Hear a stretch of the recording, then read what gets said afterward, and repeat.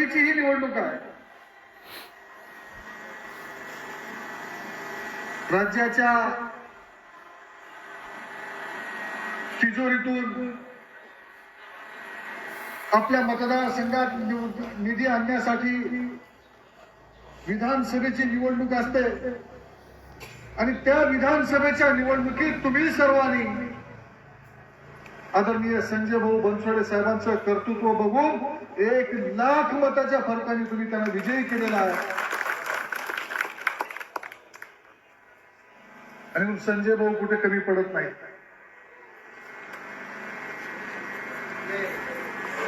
संजय भाऊनी आणि भारतीय जनता पार्टीच्या आमच्या सर्व नेत्यांनी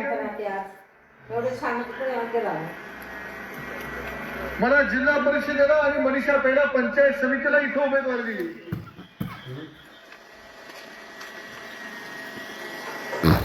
तुमच्या सगळ्यांचा आशीर्वाद घेत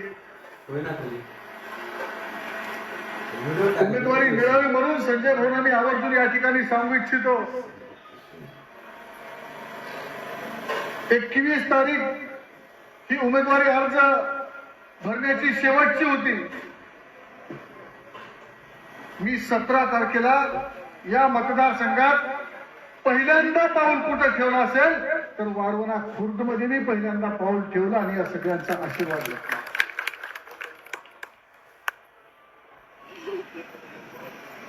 आणि त्या दिवशी मी सांगितलं होतं की मी काही आमदार खासदाराच्या पोटाला जन्मलेला पोरगा नाही. माझे वडील ना जिल्हा परिषदेचा सदस्य ना पंचायत समितीचा सदस्य. गेल्या 35 वर्षापासून सार्वजनिक आणि राजकीय क्षेत्रात काम करणारा कार्यकर्ता.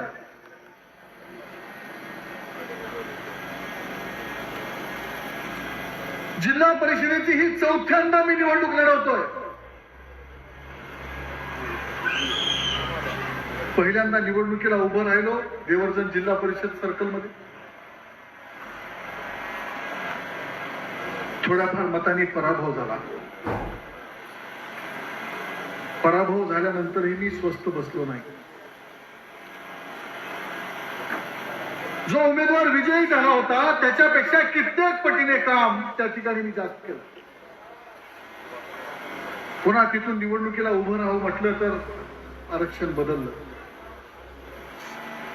तिथं सर्वसाधारण महिलेसाठी आरक्षण आरक्षित झालं. तिथं उभं राहता आलं. मग तोंडाळ जिल्हा परिषद मतदारसंघात निवडणुकीसाठी भारतीय जनता पार्टीने मला उमेदवारी दिली. उभा राहिलो आणि 3,500 मताच्या अधिक फरकाने तोंडाळ मतदारसंघातल्या तमाम 72 मतदारांनी मला विजयी केलं. तिथंही 5 वर्ष काम केलं. जसं संजय भाऊनी आता उदगीर विधानसभा मतदारसंघात 2019ला तुम्ही विजयी केल्यानंतर जसं काम केलेलं होतं तसं काम तोंडाळ मतदारसंघातही केलं. पुन्हा आरक्षण बदललं. तिथं उभं राहता आलं नाही. मग पक्षश्रेष्ठीने आदेश दिला देवणी तालुक्यात जा आणि वलांडीमधून उभं राहा. वलांडीत निवडणुकीला उभं राहिलो. वलांडीतल्या सर्व मतदारांनी 4,000 मतापेक्षा अधिक मतांनी प्रचंड मतांनी विजयी केलं. तिथल्या लोकांनी आज प्रचारासाठी आलेत. आमचे राजकुमार बिरादर असतील अनेक लोक इथं आलेले आहेत. गावागावात फिरत आहेत. पण 5 वर्षानंतर तिथली सेवा पुन्हा निवडणुकीला उभं राहण्यासाठी आम्हाला मिळाली नाही. जसं संजय भाऊ 5 वर्षानंतर आता 1,00,000ची आघाडी घेतली. सुदैवाने म्हणजे पुढच्या वेळेला 2029ला जर हा मतदारसंघ 100% पुन्हा राखीवच राहणार आहे. पुन्हा संजय भाऊ जर उभारले तर संजय भाऊच्या समोरचा उमेदवार त्याचे डिपॉझिट जप्त होईल असं काम संजय भाऊ या ठिकाणी करतात. इकडे निवडणुकीला माझा काही दोष आहे का? इकडे उभारलं. उदगीर विधानसभा मतदारसंघात फक्त एकच वाढवणा मतदारसंघ हा ओबीसी प्रवर्गासाठी आरक्षित झाला. नेत्यांनी आदेश दिला जा वाढवण्यातून तुला निवडणूक लढवायची. मी आलो इथं. संजय भाऊ काँग्रेसवाल्याकडे माझ्या विरोधात बोलायला कुठलाही मुद्दा नाही. त्यांनी गाणं लावलं. कोणतं गाणं लावलं माहित आहे? तुम तो चले परदेशी. हा काही प्रचाराचा मुद्दा असू शकतो. मी काही अमेरिकेतून आलो का, काही इटलीतून आलो? विकासावर बोला. ज्यांना या भागातल्या तमाम लोकांनी सतत 2 वेळा निवडून दिलं, त्यांना लोक या भागातले कंटाळलेले आहेत. गाव सुद्धा त्यांना सुधारता आला नाही. आणि हा प्रचाराचा मुद्दा असू शकत नाही. कर्तृत्वाला कोणत्याही सीमेचं बंधन येऊ शकत नाही. संजय भाऊ बनसोडे सुद्धा त्यांना सुरुवातीला असं म्हटलं हे लातूरचे आहे. पण मला अभिमान आहे संजय भाऊ बनसोडेंना आणि आपल्या सगळ्यांना अभिमान आहे. ते कुठल्या इथले महत्वाचं नाही. उदगीर मतदारसंघातल्या प्रत्येक गावातल्या नागरिकाला वाटतं संजय बनसोडे साहेब माझ्या गावचे आहेत, माझ्या घरचे आहेत. बरोबर, कुठला हे म्हणत बसून जमतं का? कित्येक आमदार झाले उदगीर विधानसभा मतदारसंघात, पण एकंदरीत काही दिवसापूर्वी उदगीर विधानसभा मतदारसंघाचं प्रतिनिधित्व केलेले माननीय बाळासाहेब जाधव साहेब हे मोठ्या वाढवणीला आले होते काही 5-7 दिवसापूर्वी. त्यांनी असंच आपल्यासारख्या अनेकांना एकत्रित बसवलं आणि सांगितलं, मला म्हटलं राम, मी 4 वेळा आमदार राहिलो, मंत्री राहिलो, पण जे संजय बनसोडे करू शकले ना ते मी करू शकलो नाही आणि महाराष्ट्रातला कोणीही आमदार करू शकत नाही. असं कर्तृत्व असलेलं माननीय बाळासाहेब जाधव साहेबांच्या तोंडून जेव्हा ऐकलं तेव्हा अंगावर शहारे उभे राहत होते. आम्ही तेच केलेलं आहे. विकासासाठीचं एखादं काम कधी कमी झालं असेल पण लोकांच्या संपर्काला आम्ही कधी कमी पडलो नाही. सुखादुःखात येत राहिलो. त्या मतदारसंघातले लोक आज उगी येत नाहीत. पण भाऊ 2 दिवसापूर्वी उगीच काही लोकांना पाठवलं बोलांडी. तिथं काही सगळेच आपले फुलं उधळणारे नसतात. तिथं आपले काही टीका करणारे लोक पण असतात, विरोधक पण असतातच. त्यांच्याकडून बाईट घेतल्या, ह्यांनी काहीच केलं नाही. त्या साऱ्या खोट्या बाईट आपल्या इथल्या एका उमेदवाराने काल हंडरगुळीच्या सभेत मी एका नागरिकाचा फोन आला, म्हणजे मी तिकडचा लोकप्रतिनिधी असताना कदाचित आला असेल मला माहित नाही, आणि त्याने एखादं न होणारं काम सांगितल्यानंतर जे ब्रह्मदेवही काम करू शकत नाही ते काम जर मला करायला सांगितलं तर खोटं बोलून जमणार आहे का? मी सांगितलं बाबा ते काम माझ्याच्याने होणं शक्य नाही. जे होत नाही ते होत नाही म्हणतो. होत असेल तर ते करण्यासाठी 100 नाही 1000% प्रयत्न करत असतो. जर होतच नसेल तर होत नाही म्हणून सांगितलं तर त्यात माझा दोष काय? बघा म्हणजे काम होत नाही म्हणून सांगतो. किती खोटं बोलायचं. आणि आता प्रचारासाठीचा कुठला मुद्दा राहिला नाही. तेव्हा भाऊ दोन्ही मतदारसंघातल्या लोकांनी एकदा 3500 एकदा 4000 मतांनी मला त्या ठिकाणी विजयी केलेला आहे. आता वाढवण्यातून तुम्ही मला उमेदवारी दिली आहे तेव्हा वाढवण्यातले लोक मला निश्चितच वाढवून मतदान देणार आहेत असा विश्वास सगळीकडे फिरताना वाटतो.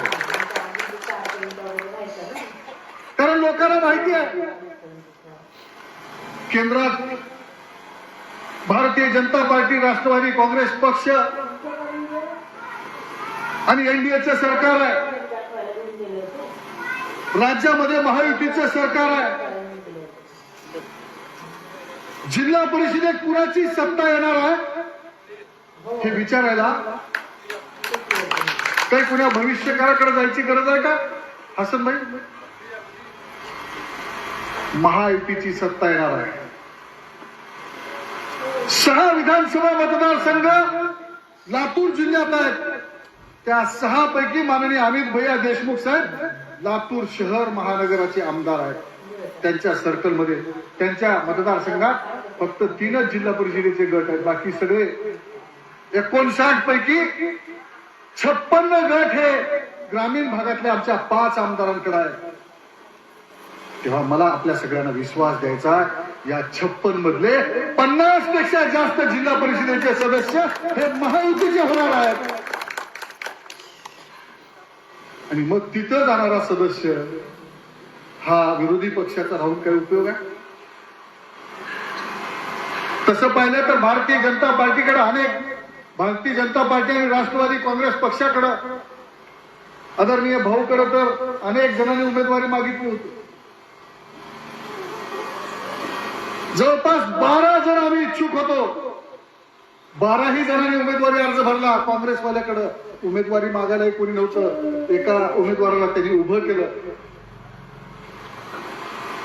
सगळ्यांची योग्यता होती. प्रत्येक जण माझ्यापेक्षा काकांबरोबर चढ होता असं मी मानतो.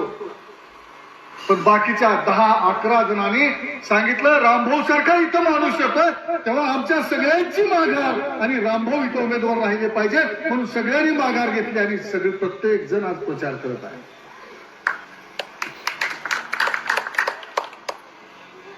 तेव्हा मी आपल्याला इथे विश्वास देऊ इच्छितो, या भागात भाऊ रस्ते जे जिल्हा परिषदेच्या अखत्यारीत आहेत, राज्य शासनाकडून तुमच्या म्हणजे पीडब्ल्यूडी कडून होणारा रस्ता कुठेही असा खड्डा सुद्धा दिसत नाही. इतके चांगले रस्ते तुम्ही केलेले आहेत. परंतु जिल्हा परिषद या संस्थेतून जे रस्ते बांधायचे असतात ते रस्ते मात्र इथल्या 10 वर्ष काम केलेल्या लोकप्रतिनिधीला नीटपणाने बांधता आले नाही. आणि मग राहिलेल्या विकासाचा जो बॅकलॉग आहे तो आदरणीय संजय भाऊंच्या माध्यमातून या जिल्हा परिषदेच्या गटातल्या प्रत्येक गावागावात तो भरून काढण्यासाठी, संजय भाऊला साथ देण्यासाठी आपण सर्वांनी मला आणि मनीषाताईला दोघांनाही कमळाच्या फुलाच्या समोरचं बटन दाबून प्रचंड अशा मताने विजयी करावं ही नम्र विनंती आपल्या सगळ्यांना या ठिकाणी करतो. कोणत्याही भूल तापायला तुम्ही बळी पडू नका. कोणीतरी उगेच सांगते वरी एकन खाली आहे, वरी एकन खाली आहे. कसं राहते असं वरी एकन खाली आहे? कशासाठी वरी एकन खाली आहे? जिथं दिल्लीत आहे, जिथं मुंबईत आहे, जे आहे मुंबईत ते जिल्हा परिषदेमध्ये राहिलं पाहिजे, तेच पंचायत समितीमध्ये राहिलं पाहिजे. म्हणून तुम्ही सर्वांनी कमळाच्या फुलाला 2 ठिकाणी मतदान करावं ही नम्र विनंती या ठिकाणी करतो आणि माझं लांबत असलेलं मनोगत थांबवतो. धन्यवाद.